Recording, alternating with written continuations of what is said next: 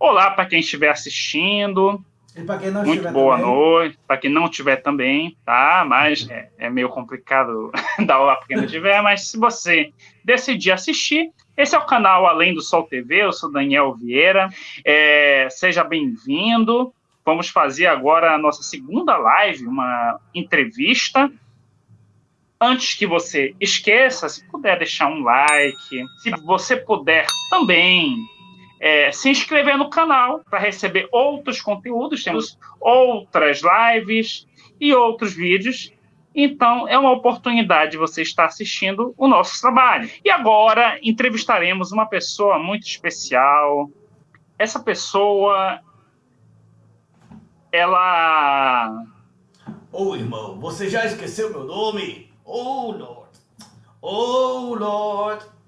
Olha, quando eu fazia parte da banda Lodum, a gente cantava uma música assim, ó. Oh Lord, I'd like to know which is now. Era assim, irmão. Era assim, não era fácil não. Com a lata d'água na cabeça. Chama minha mãe, chama minha mãe, chama minha mãe, chama. Tem certeza que é esse o entrevistado? É da Bahia, né? Tá parecendo o irmão Lázaro, né? E com seu inglês impecável, né? O irmão Lázaro tem um inglês impecável. Mas é o irmão Lázaro mesmo que está falando? Ô, irmão Lázaro, Hein? aqui quem está falando é irmão Lázaro e eu conto com a ajuda de vocês para nesse ano a gente poder se reeleger, para que a gente possa novamente estar juntos. Sim, estar juntos. Principalmente juntos na Câmara, né? Com os outros deputados. Irmão Lázaro. Irmão, na verdade, eu creio que está tendo algum transtorno, né? O seu nome não é irmão Lázaro, né?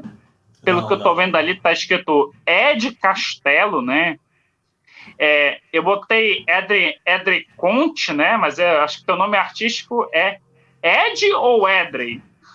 Não, eu já estou há mais ou menos uns 2 anos adotando o homônimo Ed Castelo, tanto por a gente ter Tu tá utilizado adotando um homônimo? Isso. um homônimo, isso. Esse negócio de adoção aí, de homônimo. É perigoso.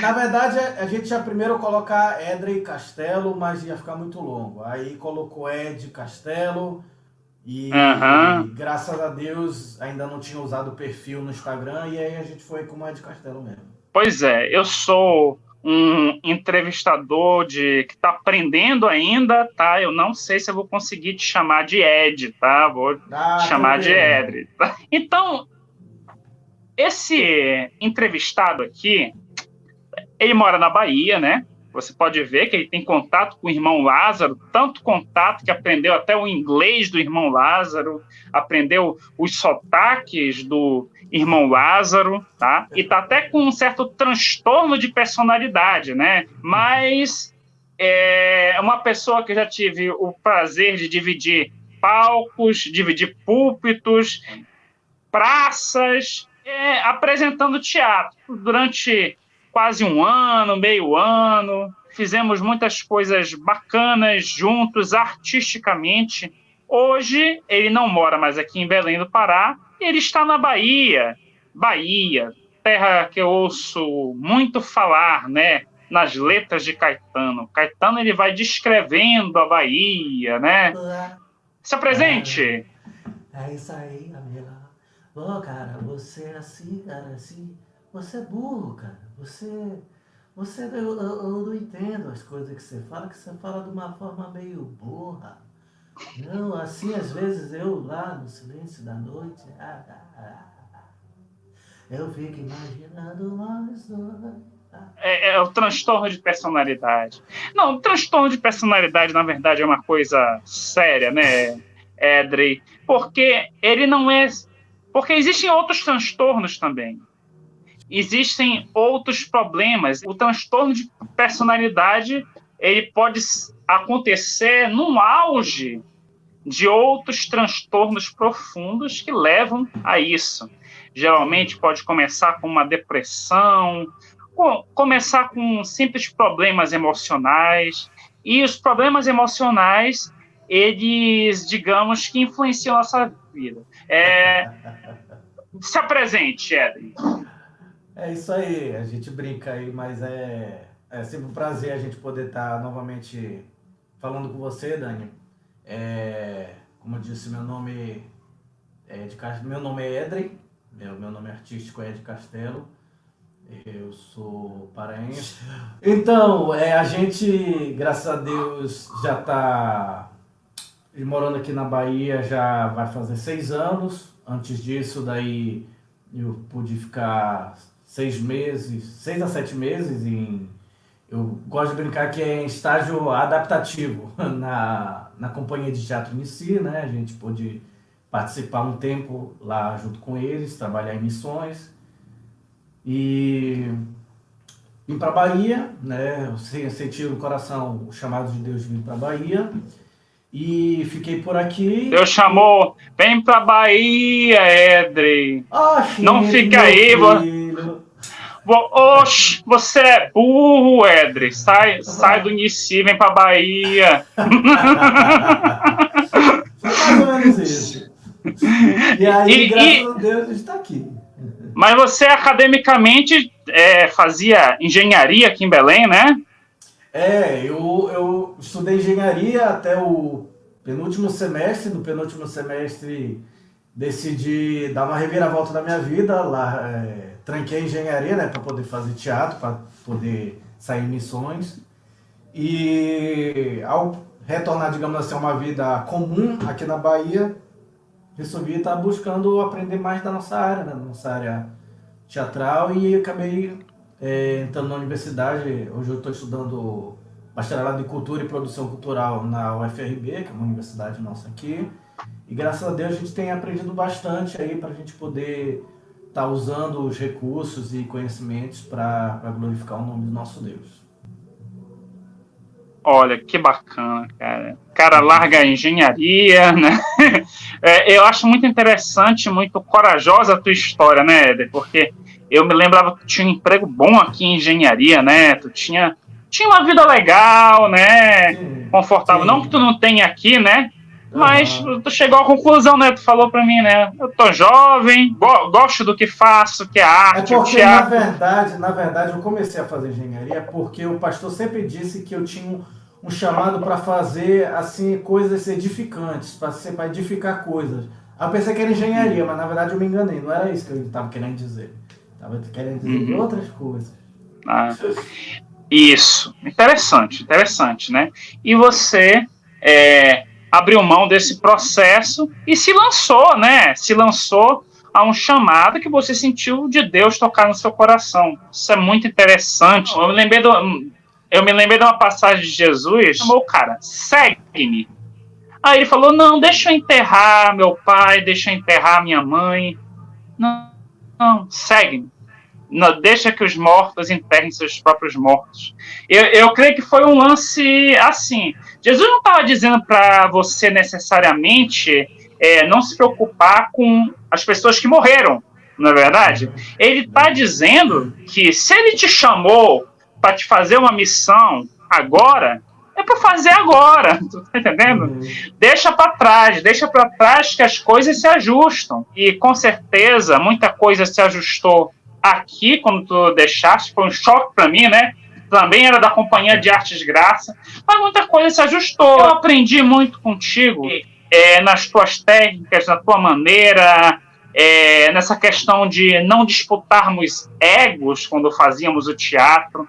Isso foi uma semente legal que germinou, sabe? Mas você falou que trabalha agora com cultura, se dedica à cultura, né? E vida de artista aqui no Brasil não é fácil, né? Principalmente aqui em Belém do Pará. Alguns loucos tentam isso. O que mais você tem feito, Éder? Fale lá. Eu comento sempre, Daniel, que ninguém escolhe trabalhar com arte porque, digamos assim, eu costumo dizer que a arte escolhe a gente, né? A gente fala assim de uma forma como o mundo fala, mas eu acredito que na verdade que quando Deus chama a gente, dentro do nosso chamado, a gente realmente, a gente pode até querer fazer de outras formas, querer buscar agir e trabalhar com outras coisas, mas o chamado de Deus sempre fala mais alto na nossa vida. E a arte, cara, uma chama que arde, tu não consegue parar, né, cara?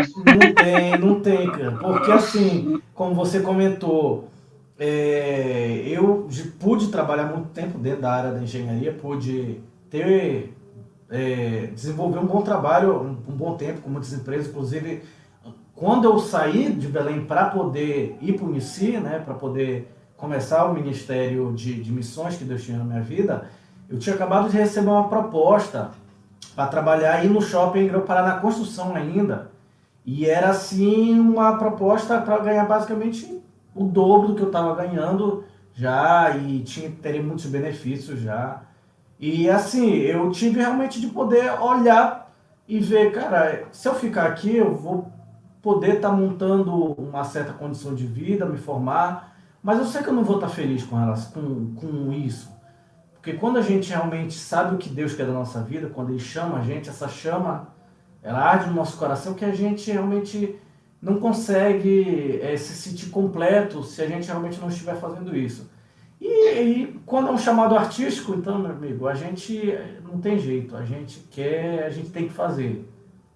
Vai chamando a gente, a arte chama a gente. Eu costumo dizer, né, eu fiz uma pesquisa aprofundada, um dia eu vou lançar, um meu livro de palestras, quando eu dou a oficina de teatro, eu faço a relação do teatro com a Bíblia, né? Eu vejo muito, quando eu li Ezequiel, Isaías, principalmente o Ezequiel.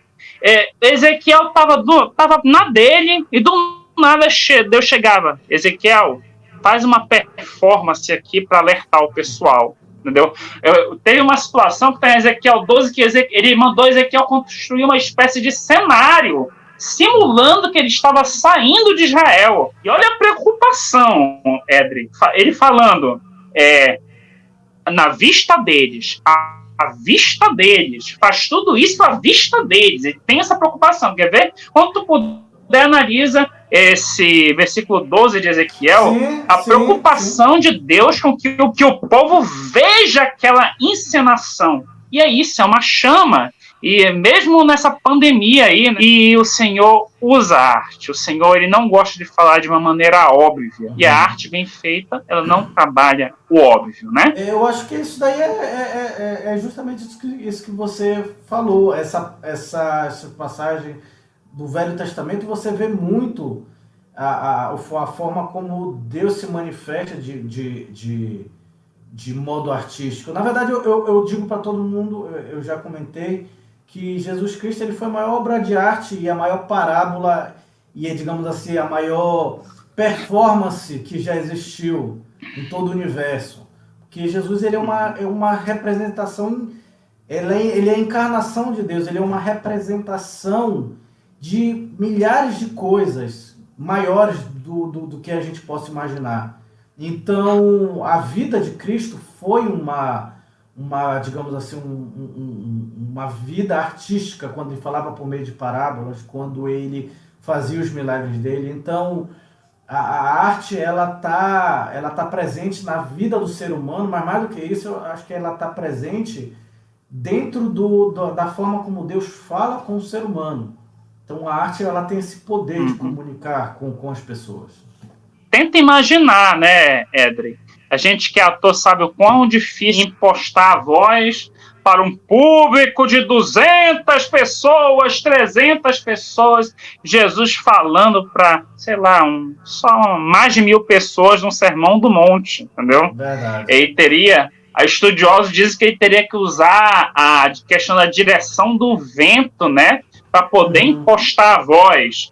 Paulo impostando a voz em Atenas. Não tinha microfone naquela época. O máximo que tinha poderia ter um lugar com uma acústica boa, ou então usar esses métodos aí de direcionamento do vento, enfim. A gente pode não ver o teatro como a gente conhece, o teatro grego, né, que é a base do teatro que a gente conhece hoje, mas a gente vê a dramatização, que é uma coisa bem anterior ao teatro, muito presente na Bíblia em diferentes contextos, não é verdade, Evelyn? Mas tudo surge de uma necessidade. E você me mandou pelo WhatsApp um projeto que eu me identifiquei muito. E o nome do projeto se chama Delírios. Então, qual foi a necessidade que surgiu em você de desenvolver esse projeto chamado Delírios? Tem um pastor que eu gosto muito de falar, ele fala muito sobre liderança, que é o pastor Marcelo Bigardi, da Bola de Neve Curitiba. E ele diz que todos os problemas e dificuldades que você teve ao longo da sua vida são formas de Deus lhe mostrar aonde Ele quer lhe usar, né? De que modo você vai ser usado. Então, como é que eu posso falar a respeito de casamento se eu não for casado, ou de restauração de casamento se eu não tiver passado por uma dificuldade dentro de um relacionamento, né? Como é que eu posso falar a respeito de cura de Deus se eu não passei por um processo de cura, como nós tivemos a nossa amiga que esteve com você comentando, né, na última live. Então, eu acredito que quando a gente tem dificuldade na nossa vida, né, e passa por momentos assim, eu acredito que são modos de Deus mostrar pra gente onde Ele quer que nós venhamos testemunhar. E eu, sempre desde pequeno, sempre tive muito problema com relação à ansiedade, com relação à questão de relacionamento com outras pessoas, né? Quem me vê assim acha que eu sempre fui uma pessoa extrovertida, mas na verdade isso foi algo que Deus foi trabalhando na minha vida. Então, depois de passar por muitos problemas e dificuldades ao longo da vida, de relacionamentos, tanto relacionamentos afetivos, né, com outras pessoas, tanto com relacionamento familiar, eu cheguei a uma situação em que eu comecei a pensar de que tinha algo de errado em mim. E eu começava a pensar, uma das coisas que eu mais pensava era, se Jesus é o Rei da Paz, por que eu não consigo ter paz? Por que eu vivo ansioso? Por que eu vivo angustiado? E Deus foi me mostrando, me direcionando até de eu poder descobrir, ser diagnosticado com dois transtornos psiquiátricos, né? Um deles é o TDAH, transtorno de déficit de atenção e hiperatividade, e o outro é o transtorno bipolar, né? Da bipolaridade. Então, assim, foi um pouco um choque, né? A gente poder... É difícil se aceitar, né, André? Demais, porque uma coisa é quando a pessoa chega para você e diz, olha, você tem pressão alta, ou você é diabético. A pessoa vai dizer, ok, eu vou ter que passar o resto da minha vida tomando remédio, mas é uma necessidade. E as pessoas normalmente aceitam isso. Mas você falar e comentar para uma pessoa que você toma remédios porque você tem um transtorno psiquiátrico, é uma luta, digamos assim, é um preconceito que muitas vezes começa até mesmo dentro da gente, né? Então, para você poder quebrar esse preconceito é muito difícil. E um dos passos para quebrar esse preconceito é o que você está fazendo agora. Dizer que teve, assumir, falar que teve este problema, tá? Eu me lembro de, um grande humorista do passado que já faleceu, e eu achei muito bonito uma atitude dele, assim, meio que no fim da vida não, na metade da vida, anos 2000, 90, que foi o Chico Anísio. Ele chegou e falou o seguinte: olha, eu tenho depressão, eu trato a minha depressão, tá? E se eu não tratasse a minha depressão, provavelmente não estaria tendo qualidade de vida para produzir o que eu produzi. Chico Anísio, nos anos 70, foi uma célula, um pouco mais, bem mais que uma célula de Ney hoje, mas era um gênio, Chico Anísio, naquela época, entendeu? Anos 80 conseguiu manter, tá? E nos anos 90 ele teve a grande sacada, né, que foi a escolinha do professor Raimundo, que ele chegou e falou o seguinte: olha, eu já sou bom, entendeu? Eu já provei que consigo fazer um monte de personagens. Quer saber de uma coisa? Eu vou dar uma oportunidade para outras pessoas terem espaços. Aí surgiram os famosos Rolando Lero, Tom Cavalcante, o que morreu recentemente. O que morreu recentemente, que era o meu preferido, que até hoje eu rio, que é o Aldemar Vigário, sabe? Sim, sim. Mas olha o quanto o cara conseguiu ser produtivo. O que ferrou ele, que ele falou, foi o cigarro, entendeu? Mas ainda conseguiu resistir ao coma. Tu tá entendendo? E é muito bacana isso, que ele se assumiu como uma pessoa com depressão, tá? E o fato dele se assumir digamos que um incentivo para que outras pessoas, como eu também, parece que todo artista é meio depressivo, né? Não só todo artista, mas também você encontra muito dentro da arte cômica, né? Você tem artistas famosíssimos que lutam contra a depressão. Você tem Jim Carrey, que é um dos maiores atores de comédia que a gente tem na atualidade. Você tem o próprio Chico Anísio. A gente teve, infelizmente, o Robin Williams, né? Que infelizmente também. Essa foi uma perda lastimável, né, cara? Já vinha lutando há bastante tempo contra a depressão, mas o mal de Parkinson foi algo que atingiu bastante. Pois é. Então, é legal falar isso, é importante você falar isso e não ter vergonha, tá? De dizer, se a pessoa te perguntar, claro, você não precisa se expor sua vida, mas dizer, olha, eu tenho depressão, é uma doença como outras doenças. Se você tem problema no coração e não toma remédio, você fica mal. Se você tem problema de depressão e não toma remédio, você também fica mal. Tá? O problema, Dani, é porque é o seguinte, eu sempre comento que uma pessoa que tem pressão alta e ela não se medica, ela gera um problema para a saúde dela. Mas uma pessoa que ela tem problema depressivo, ela tem um transtorno de ansiedade, ela tem um transtorno de humor, quando ela não se conscientiza da necessidade dela buscar ajuda, né, de buscar um tratamento, ela acarreta um problema que não faz somente mal a ela, mas também as pessoas próximas a ela. Porque normalmente essa pessoa é uma pessoa que muitas vezes ela se torna difícil de conviver, ela machuca muitas pessoas próximas. Então, eu costumo dizer que na verdade é algo até chegaria a ser mais complexo do que uma doença, digamos assim, física, porque os transtornos psiquiátricos eles têm uma profundidade bem maior na questão da convivência da própria pessoa. Pois é, e você precisa aprender a conviver com isso. Aconteceu um lance muito engraçado comigo, por exemplo, minha mãe chegava e falava para mim: olha, estou muito preocupado contigo nesse período do coronavírus e tal. Eu falei para ele: mãe, se cuida.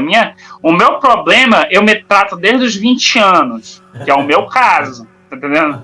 Coronavírus eu não sei tratar. Não tem vacina, não tem remédio, tá? Então se cuide. E o que acontece?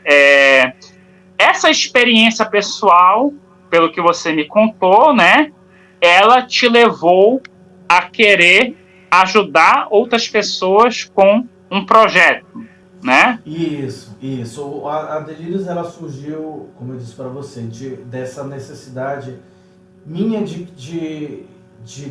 primeiro, de tentar externar essa luta diária, né? Porque eu costumo dizer que a Delírios ela surgiu não como um projeto formado ou como uma solução, né? A psiquiatria ela é um ramo da medicina muito novo. A gente tem agora que ela vai fazer 180 anos, por exemplo, a cardiologia, né?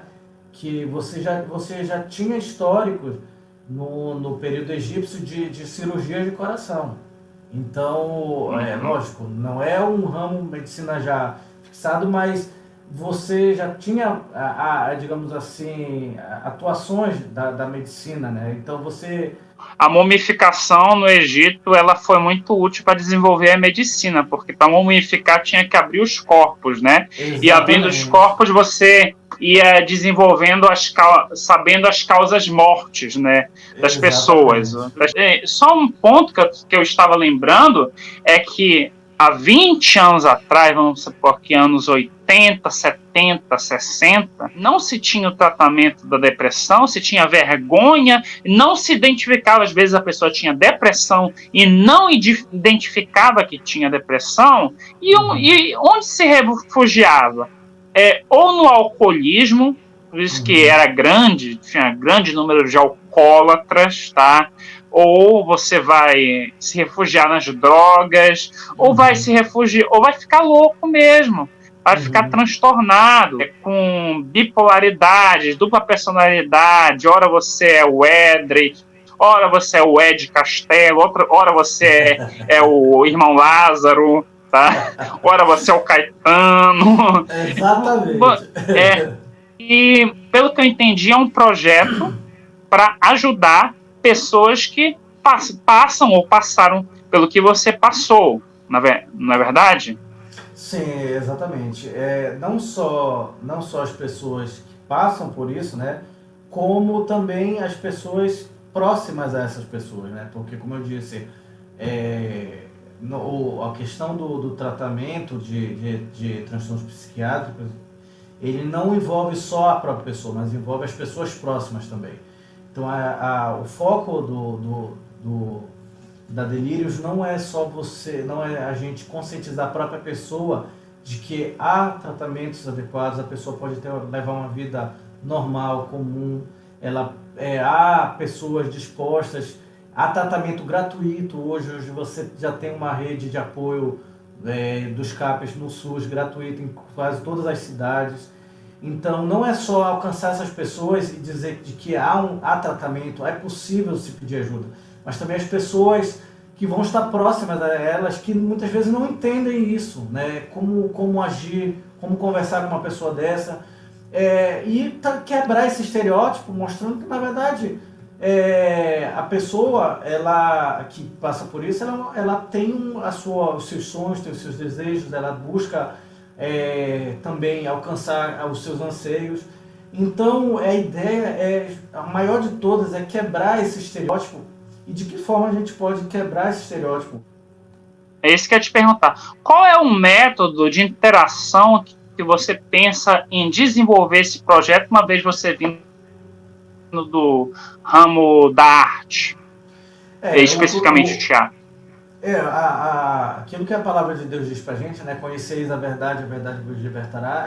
Isso não é só uma máxima bíblica espiritual. Eu acredito que ela é uma máxima mesmo para a nossa vida, né? Então, quando a gente tem informação adequada sobre determinado assunto, a gente acaba se tornando liberto daquele assunto. De que forma? A gente não se sente preso com relação a isso. Então, eu acredito que a primeira coisa que a gente pode fazer para poder quebrar o estereótipo e trazer essas pessoas de uma situação de vulnerabilidade para uma situação de voz, né, que a pessoa tenha voz e que as pessoas venham saber como a pessoa passa por isso, né, é você difundir informações sobre isso.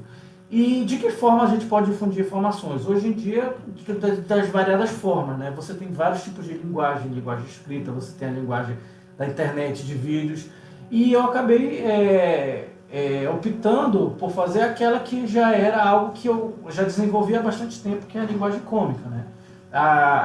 Para mim, a linguagem cômica, a comédia, ela é uma linguagem como outra qualquer, né? Então tem muita gente que pergunta qual é o limite do humor, né? Ou então você pode fazer comédia dentro das igrejas, e eu retorno essa pergunta para a pessoa dizendo, essa pergunta que você faz para mim é a mesma coisa que perguntar se eu posso falar inglês dentro da igreja, se eu posso falar italiano, ou se eu posso falar em libras dentro da igreja. São formas de transmissão de informações. é uma linguagem. Então a comédia, ela é uma linguagem. Muita gente nem entende o teatro como uma ministração na igreja, entendeu? Acha que sempre tem que ser aquele formato do pastor lá pregando e não entende que uma peça bem escrita de teatro é uma reflexão sobre inúmeros versículos bíblicos que explora outro tipo de visão, né? E você pretende, assim, trabalhar com humor através de improvisos ou esquetes humorísticas? Na verdade, a minha ideia, a Delírios, na verdade, ela não é só uma companhia de comédia, ela é uma companhia artística, ela é uma companhia artística de comédia. Então, a comédia, como eu disse, ela é uma linguagem que ela pode ser abordada de variadas formas artísticas. Então você tem a pintura, você tem as charges, você tem as músicas, as paródias, você tem as... E o nicho principal é a igreja, né? Exatamente. O nicho que eu digo, na verdade, é o alvo principal, né? Por ser, no meu entendimento, um lugar que necessita mais ainda de informação, porque você chegar numa situação em que a gente vive hoje de pastores tirando sua própria vida, pastores que deveriam liderar vidas e falar a respeito de pais que estão tirando suas vidas, de você ainda ter, ainda em pleno século XXI, pessoas que assimilam as doenças psicossomáticas unicamente a um lado espiritual ou a possessões demoníacas. Eu digo que isso daí é muita falta de maturidade. Eu acredito que falta essa maturidade dentro das igrejas, porque a igreja ela é o braço de Cristo no mundo. Então ela vai receber a prostituta, ela vai receber o doente, ela vai receber o drogado, mas ela também vai receber os doentes mentais, ela também vai receber os depressivos. E muitas pessoas estão passando por isso dentro das igrejas e não tem um mínimo de informação, e as pessoas que estão nas igrejas, as pessoas que estão nas igrejas, os líderes não têm conhecimento para poder atender essas pessoas. Entendi. Então você acha que a igreja não está preparada, em muitos casos, para receber esse tipo de... tratar essa questão do problema emocional, porque é muito comum, é um discurso muito interessante, né? Se tu tá para baixo, se tu não tá legal na tua vida e tal, é porque tá acontecendo alguma coisa, algum problema espiritual, irmão. Tá acontecendo alguma coisa na tua vida, tem alguma coisa de errado. Esse é um discurso comum. Isso é um discurso comum, não querendo generalizar, né? Mas é um discurso comum da pessoa querer espiritualizar tudo, né? E dar brechas para o que eu vou chamar de obscurantismo, né? Que é ignorar que o nosso corpo, ele é muito, digamos que, influenciado pelos equilíbrios químicos, pela química, tá? E se a nossa química está desequilibrada, tá? A tua visão de mundo vai ficar turva. A tua visão de mundo não vai estar legal. Como tu falou uma vez, eu não sei se tu falou de bipolaridade, mas assim, ora tu pode estar quimicamente equilibrado, eufórico, uhul, depois vai para baixo, se tranca, não, ou então agressivo. Ou seja, muitas vezes a igreja não está preparada para isso, mas Deus, ele não ignora isso. É muito interessante como ele tratou Elias, né? Quando ele aparentemente estava com depressão, deu comida. Com certeza, não só ele. Na Bíblia você tem diversas passagens citando homens de Deus que tiveram problemas de ansiedade, sérios de ansiedade, de depressão, porque uma pessoa chegar ao ponto de dizer Deus, tira a minha vida, você não tem como dizer que essa pessoa não está deprimida. Pena que você não tinha essa terminologia para falar. Jonas, fez isso por ódio, né, Edrey? Sim, sim. Ele se envolveu num ódio tão grande. O ódio também gera depressão, rancor gera Sim. depressão. Ele viu aquele povo se convertendo lá, aquele povo de Nínive se convertendo lá, um povo que Israel não gostava, que ele não gostava, e começou a falar. Meu Sem Deus. dúvida, sem dúvida. Uhum. Eu acredito, inclusive, quando você pega a passagem de Jesus Cristo passando as provações dele em seus últimos momentos, né, em que ele acabou suando sangue, passando por uma grande opressão, você não tem como dizer, é muito claro da ansiedade de que Jesus estava passando naquele momento.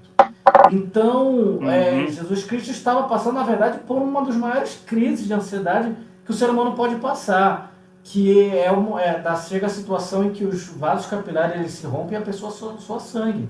Então, o próprio Cristo, que tinha uma mente completamente preparada, né, eu gosto muito da sequência da série dos livros de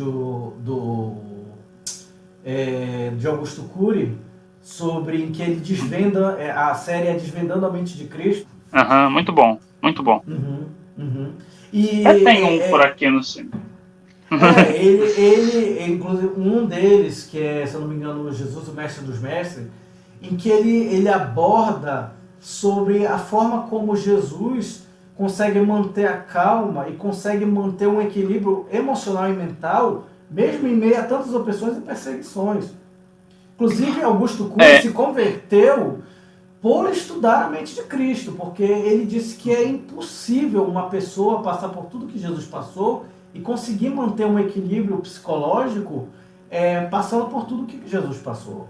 Então, eu acredito que a questão do equilíbrio psicológico, psiquiátrico, está muito presente dentro da Bíblia. É interessante que Deus não ignora, nem com Jesus Deus ignorou o estado emocional, porque lá diz que Deus mandou um anjo para consolar Jesus, fazer companhia naquele momento. Sim. Então, um método de interação que você pretende desenvolver então com as pessoas é através do humor, né? Você falou que é uma companhia de artes, né? Voltando, você pretende usar charges, apresentações ao vivo, vídeos, técnicas de improviso? Sim, com certeza.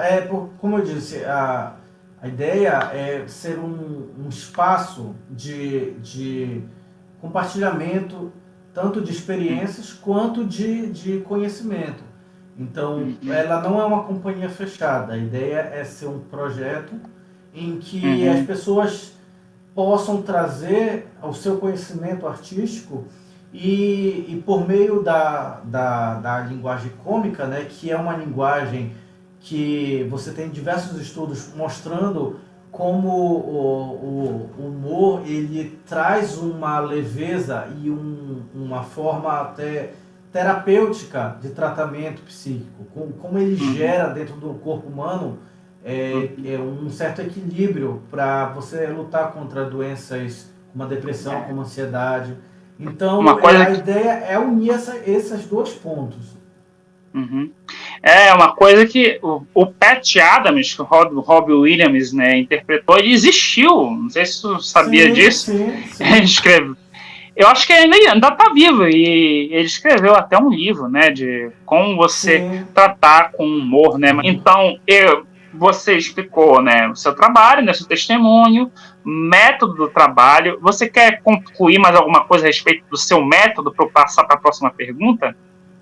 Não, na verdade, eu acho que, como a gente comentou, quando você acaba utilizando o teatro como uma forma de expressão, né, como você mesmo comentou, inclusive compartilhando comigo o estudo, né, da psicodrama, não é? Você disse que isso também. Psicodrama pedagógico, que eu estou estudando, entendeu? Sim, é uma ferramenta muito, digamos assim, poderosa, né, que a gente tem de que você possa utilizar para que a pessoa possa obter o autoconhecimento. Uma palavra que eu uso no nosso briefing, né, que eu mandei para você, é isso, é o autoconhecimento. Eu acredito que o autoconhecimento ele é a base de tudo.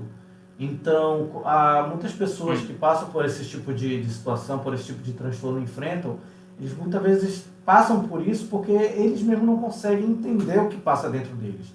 Então, eu acredito que o autoconhecimento ele é a base para que a pessoa possa entender quem ela é e como ela pode enfrentar esses problemas de uma forma que ela possa ter uma vida normal. Então, a arte, o teatro, né, e a linguagem cômica, eu acredito que elas têm um ponto de encontro que é justamente onde eu quero chegar, né? Onde a pessoa ela possa se expressar, onde ela possa rir dela mesma, onde ela possa se descontrair ao mesmo tempo em que ela transmite a informação e quebra esse estereótipo feito da pessoa que é coitadinha ou da pessoa que é transtornada mentalmente. Então, por meio da linguagem cômica e por meio da arte, eu acredito que isso é bem possível. Então, é justamente aí... Sorriso abre portas, né? Sem dúvida. Ainda mais quando o sorriso tem dente faltando. Uhum. Eu até me lembrei do Chaves, que a gente gosta, né? Diz que o seu Madruga ajuda a Dona Glória. Ela diz, como eu vou lhe agradecer, seu Madruga, por me trazer a tesoura de jardineiro. Aí ele, com esse sorriso cheio de dentes. Aí a dona Clotilde, sim, com esse sorriso. Lembra disso? Lógico. Que a gente trocava muita ideia sobre Chaves que infelizmente não está no SBT, mas está no YouTube. Vai voltar.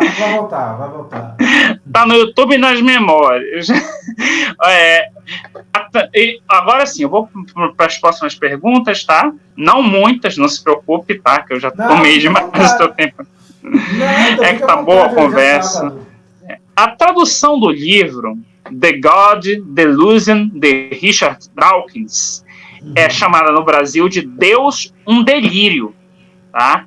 E a Bíblia diz que a loucura, ou então podemos dizer o delírio de Deus, é mais sábia que a sabedoria humana. O que você acha disso? Tem um livro que foi um dos livros que eu utilizei como base de pesquisa, né, para o projeto. Inclusive eu recomendo quem puder ler também. Você encontra na internet ele, se eu não me engano ele já está em domínio público. O nome dele é Delírios da Razão. É um livro que uma historiadora de uma das universidades, se eu não me engano é da USP ou da UFRJ, em que ela traz um histórico da psiquiatria brasileira, né? De como ela foi influenciada, como ela surgiu, como surgiram os primeiros cursos da psiquiatria brasileira. E uma das coisas que ela comenta nesse histórico é que o delírio, ele por muito tempo ele teve diversas interpretações, né?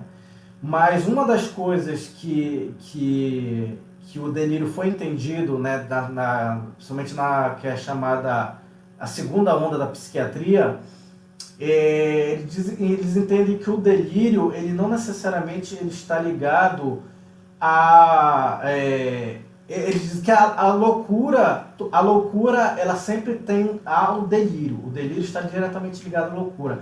Mas a loucura, ela não necessariamente é ligada à violência, né? Porque por muito tempo você associou-se, até hoje você ainda tem a ideia do louco, né? Que é aquele cara que é o violento, né? Então, muitas vezes você tem esse estereótipo, só que nesse livro ela mostra que muitas vezes, a maioria das vezes, que se associou a isso, essa ideia, foram por determinados tipos de situações que levaram determinadas pessoas a ter esse tipo de atitude. Mas o delírio, ele na verdade acaba sendo entendido como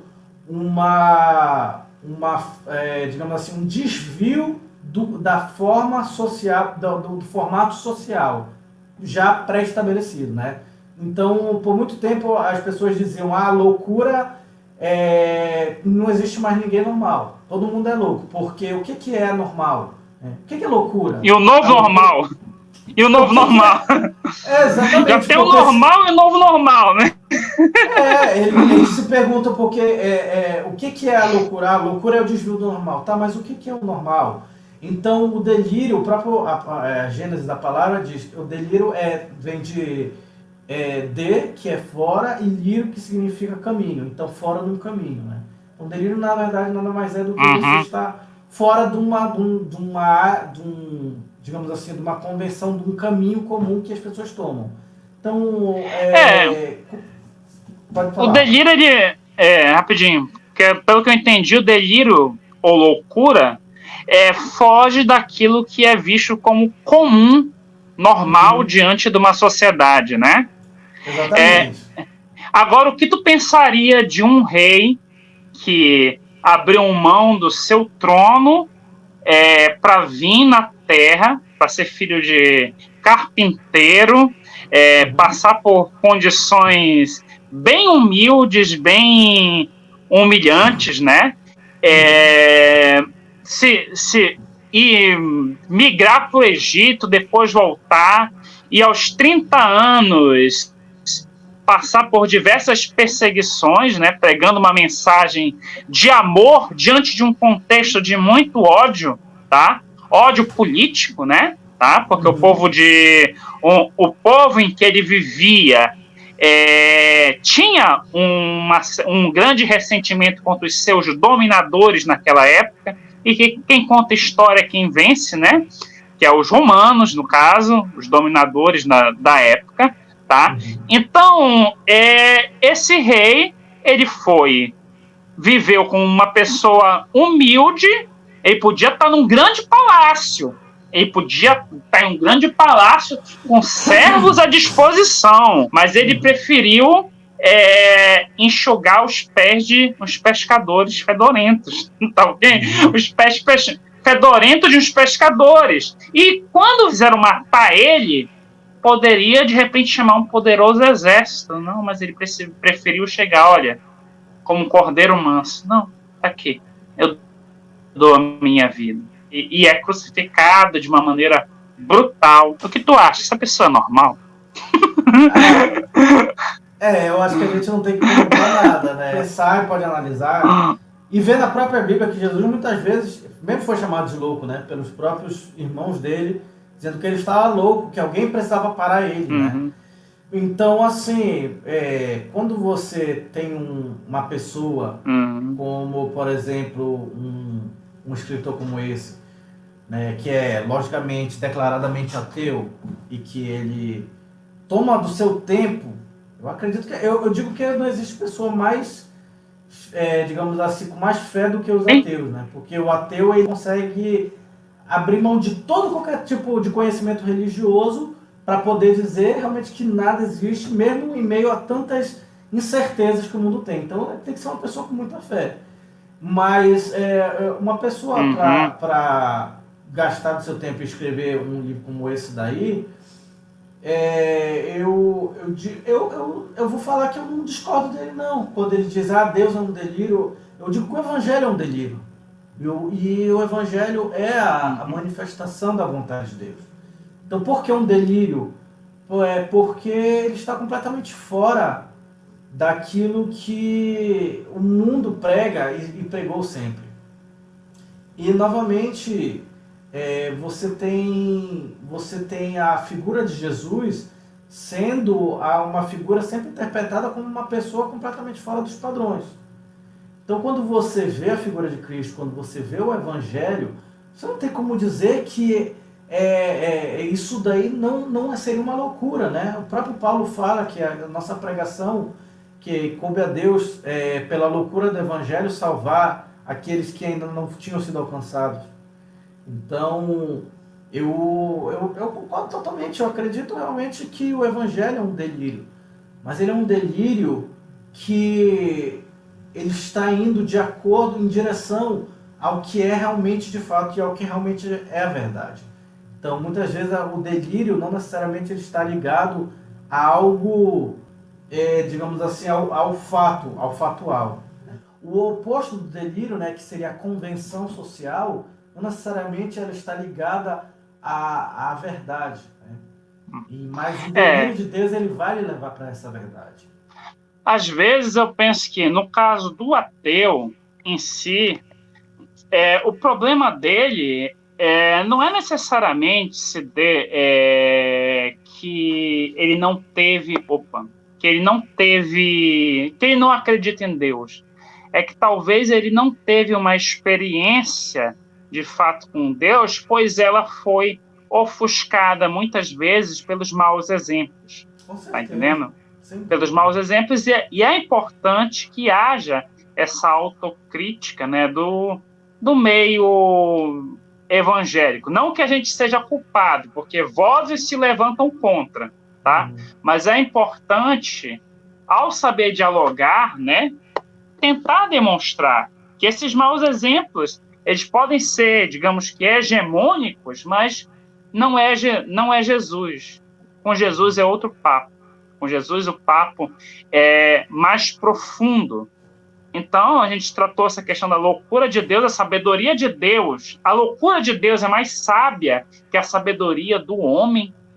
O que Jesus fez, que aparentemente era louco, foi mais sábio do que qualquer sabedoria, do que qualquer Sócrates, Aristóteles, Platão. Foi mais sábio do que qualquer um, porque proporcionou salvação para todo aquele que nele crê, né? Isso tudo que tu falou me lembra de uma frase da música do Rodolfo Abrantes, que das minhas feridas saia poder para curar. Muitas vezes as nossas feridas, nossas marcas podem ajudar-nos. Agora eu queria que tu me falasse um pouco mais sobre as simbologias da tua logomarca, que é muito Uhum. interessante.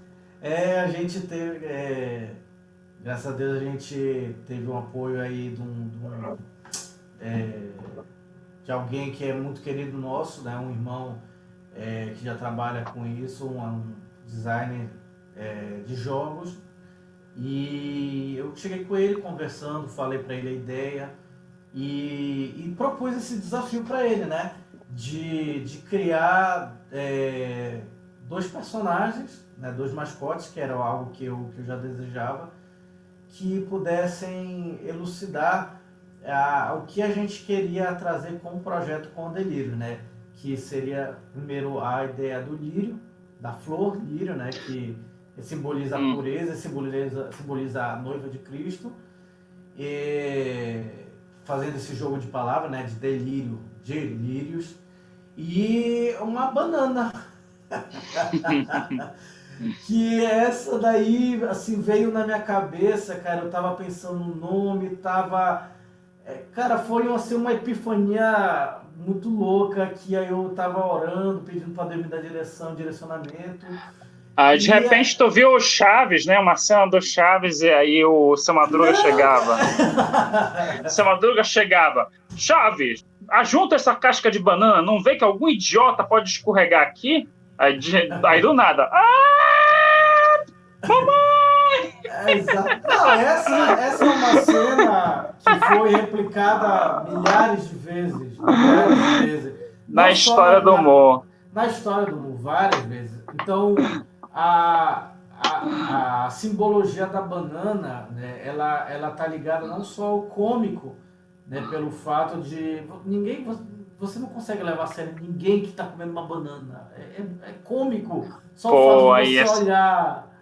aí é palhaçada, né? Então tu nunca Não! vai me levar a sério, bicho, que eu só almoço com banana, cara. Não, eu não estou dizendo que você não deve levar a sério uma pessoa que se alimenta de banana. Eu estou dizendo que é tão cômico que quando você encontra uma pessoa que tá com uma banana na mão, está se alimentando, você já ri porque ela já traz uma carga humorística que já vem na gente de anos, que são colocados pelo cinema, pela arte, pelo teatro. Então, aí eu comecei a pesquisar um pouco mais sobre banana, né? Eu, pessoalmente, na minha casa, podia faltar tudo, mas não podia faltar banana. Minha mãe sempre foi também uma grande fã desse fruto maravilhoso. E aí eu fui pesquisar um pouco mais sobre isso, né? Tanto pela fruta quanto pela própria cor, né? Que, para quem não sabe, a cor amarela, ela é a cor que simboliza internacionalmente o combate às doenças e transtornos psiquiátricos. Tanto que tem Então, acho que é Setembro Amarelo ou Outubro Sete- Amarelo? Setembro Setembro. Amarelo, exatamente. Setembro Amarelo, que inclusive é comemorado também o Dia de Combate à Depressão, que é no dia do aniversário de Chico Anísio. E aí eu comecei a pensar, a pesquisar um pouco mais e, cara, assim, eu fui vendo, cara, é muita coisa com muitos paralelos em comuns, que eu comecei a pensar, cara, se tem uma fruto que é benéfico para o ser humano é a banana. Porque o que ele traz de benefícios, tanto para a saúde física quanto para a saúde mental, né? Quem tiver a oportunidade de ler um pouco do nosso briefing, você vai ver os benefícios que ele traz, tanto para a saúde física como para a saúde mental do ser humano. E eu comecei a ver, cara, que nem a simbologia do Espírito Santo que era feito, né, no Velho Testamento e também no Novo, né, para nós que somos cristãos, a simbologia do Espírito Santo como a simbologia do azeite, que o azeite ele tinha vários recursos, várias utilidades, ele era muito caro, muito raro, né? Então você acabou fazendo essa simbologia e eu comecei a pensar, eu digo, poxa, se tivesse então uma fruta que a gente pudesse simbolizar a presença do Espírito Santo, para mim seria a banana. Porque a banana está presente no mundo todo, ela tem mais de 500 tipos diferentes. Isso representa muito a multiforma da graça de Deus, né? De forma As diversa. várias formas como a graça de Deus pode se manifestar, os vários dons. A banana ela sempre vem em cachos, né? Que simboliza a união entre irmãos. Para quem não sabe, a banana também, ela tem uma leve radioatividade devido ao potássio, se não me engano, ao potássio 14, né? Que é um elemento que tem uma leve radioatividade. Mas se você, em grandes carregamentos de banana, você tem uma emissão considerável de radioatividade. Isso para mim também me leva à fé dos cristãos, quando unida, pode fazer muita coisa, né? E, enfim, diversas outras analogias que eu comecei a pensar. Eu disse, cara, tem que ser a banana, velho. E aí eu pensei, conversei com o nosso designer. Tu E pensou no encontro do lírio com a banana. eu pensei, cara, eu digo, cara, o lírio e a banana tem que ser esse simbolismo, não tem jeito. E graças a Aham. Deus, cara, eu gostei, ficou muito legal, muito 10 a ideia. Foi daí que surgiu, cara, a ideia da gente fazer esses dois personagens, que é o Flavo, que é o Lírio, o Flavo, e Flávio. o Flavo, e o outro é o Pacovaldo, que é a Bananina. Pacovaldo. Profundo esse É. nome. Bacana. Gostei, gostei. Vamos para as considerações finais aqui, Vamos. Edrey. Eu queria que você deixasse uma consideração final. Antes de dizer que foi uma conversa maravilhosa. Cara, assim, mais uma vez eu agradeço pelo convite, Daniel. Eu sempre comento com todas as pessoas que conhecem um pouco do meu trabalho, eu sempre comento de você. Você foi uma pessoa que, graças a Deus, sempre foi usado por Deus. Você foi também, você falar que você sempre gostou bastante do nosso trabalho. Eu também sempre fui um cara que gosto muito do seu trabalho, da sua iniciativa de fazer, entendeu? Então, eu fico feliz de você ter lembrado da gente, né, a gente poder estar aqui compartilhando um pouco do que a gente tem passado, né? E eu fico feliz por isso, fico feliz pela oportunidade da gente poder estar também divulgando aí esse nosso projeto. Mas, na verdade, você foi a primeira pessoa que leu o nosso brief, então você vai ficar aí na história como a primeira pessoa que leu e deu feedback sobre o briefing aí da Delírios. E assim, cara, eu fico realmente muito feliz por Deus, mesmo no meio de toda essa situação que a gente tem passado, né? A gente vê que a gente dá luta para continuar ativo, né? Principalmente você também aí com toda a situação que a gente sabe, com as dificuldades que a gente passa, né? Que você passa também. Então, cara, eu fico muito feliz, muito alegre de poder estar participando aqui desse espaço. Dizer que é uma luta contínua que a gente tem, né? De poder estar, primeiro que tudo, se fortalecendo em Cristo e ainda de estar levando a arte para dentro das igrejas e para fora também, né? Porque os nossos projetos não são unicamente para dentro das igrejas, mas que a gente possa falar sobre vida, né? A gente não falar somente sobre... Linguagem é tudo, né, cara? Linguagem é Sem tudo. dúvida, Se porque... você faz uma arte cristã com uma boa linguagem, a pessoa, por mais que não seja cristã, se identifica. Sim, cara, é por isso que da palavra uma outra palavra que eu utilizo na descrição do nosso briefing é apologética cristã, uma palavra que parece ser, digamos assim, complexa demais, mas nada mais é do que você trazer o evangelho para fora das igrejas, é você mostrar para as pessoas que... Tem gente que faz mau uso disso, né, cara? Muito, muito. Esse negócio de ficar batendo boca. É deixar o evangelho compreensível, entendeu? Exatamente. Se você só gritar, você muitas vezes não vai compreender. Tu consegue prestar atenção quem fica gritando na tua frente, gritando desesperadamente? Exatamente. Não, e se a gente fala de... Eu comento que se a gente fala de Cristo, ele sempre vai falar sobre vida. E todo mundo vive, todo mundo passa pelas dificuldades, todo mundo passa pelas mesmas coisas que nós passamos.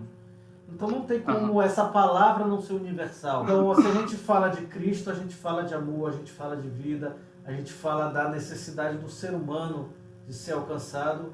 E é por isso que eu digo, não tem como você falar de transtornos psiquiátricos sem falar de Cristo. Né? O pessoal diz, como é que você mistura uma coisa com a outra? Cara, tem tudo a ver, porque está tudo ligado à vida e à forma como você se vê na pessoa de Cristo. Edrey, só tem um último ponto que eu queria tocar. Gente que fala assim, não, vamos focar na teologia, esquecer e deixar saúde mental como um tema em segundo plano. No segundo plano para ser abordado. É isso que eu particularmente acho errado. Não, exatamente. Entendeu? Da mesma forma, cara, como você tem igrejas que tem um trabalho, digamos assim, focam muito em campanhas e estudos, não que seja errado, mas esquecem da parte social, esquecem de você dar assistência às pessoas, de você alcançar o pobre, né? Então, assim, eu acho que a igreja ela tem que ser a unificação de tudo que é bom. Ela tem que ser a concentração de tudo que é bom. Então, se você falar de saúde, você fala sobre saúde mental. Graças a Deus, hoje, você já tem ministérios, inclusive ministérios grandes, que já tem reuniões, inclusive, específicas para tratar sobre isso. Né? Você tem, por exemplo, a igreja do pastor Ed René, né, que é a Igreja Batista de Águas Brancas. Ele é ótimo, ele é ótimo. Ele tem uma reunião específica. O Ed René Kivitz, é isso que fala? Exatamente. Ele tem uma reunião específica só para tratamento a respeito disso, com pessoas treinadas, com psicólogos, para falar sobre isso. Você tem também na igreja... algumas igrejas Bola de Neve já estão tratando sobre isso, não são todas. Eu já vi algumas conversando sobre isso.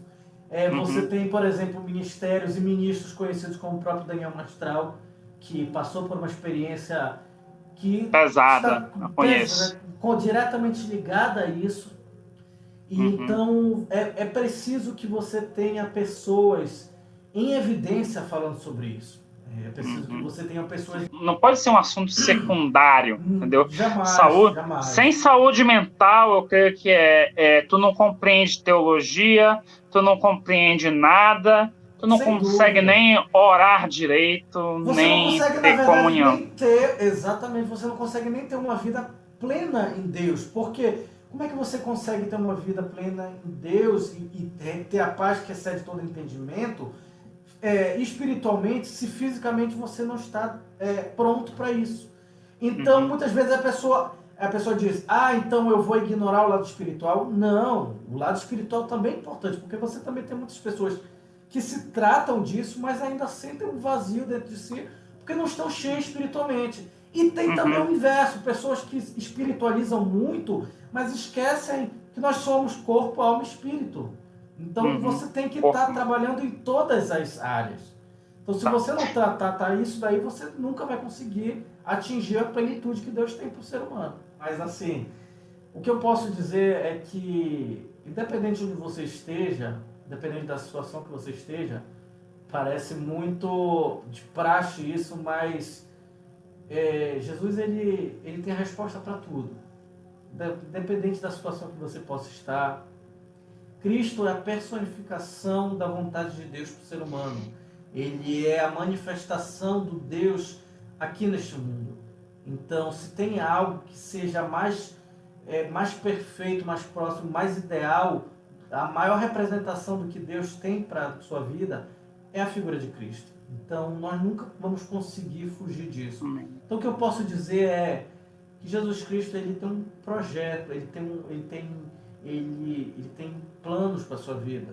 Que Jesus ele morreu na cruz para que hoje nós pudéssemos estar aqui falando a respeito de amor, pudéssemos estar falando a respeito de cura, de libertação, de tratamento. Então, você que está passando por momentos de dificuldade, você que se sente muitas vezes sozinho, procure, primeiro que tudo, ajuda de pessoas capacitadas para isso. Se você acha que você possui algum problema, alguma dificuldade psiquiátrica, psíquica, se você é uma pessoa que vive constantemente insegura, ansiosa, eu digo, você busque ajuda porque isso tem tratamento. Mas mais do que isso, busque sempre na figura de Cristo aquilo que Deus tem para a sua vida. Eu acho que é isso que eu gostaria de falar. Amém. Muito obrigado, Edrey. Muito obrigado mesmo. Se vocês chegaram até o fim desta mensagem, tá? Eu agradeço. Mais uma vez peço um like, peço que se inscreva, porque temos muitos outros conteúdos. Você ativa o sininho e comente, meus amigos. Comente o que você achou. Dê a sua opinião construtiva e nos ajude a crescer. Que Deus abençoe a sua vida. Que Deus abençoe a sua vida, Edrey. Tá? Amém. E fique ligado na Além do Sol TV. Uma TV tão longe, porém tão perto de você. Valeu?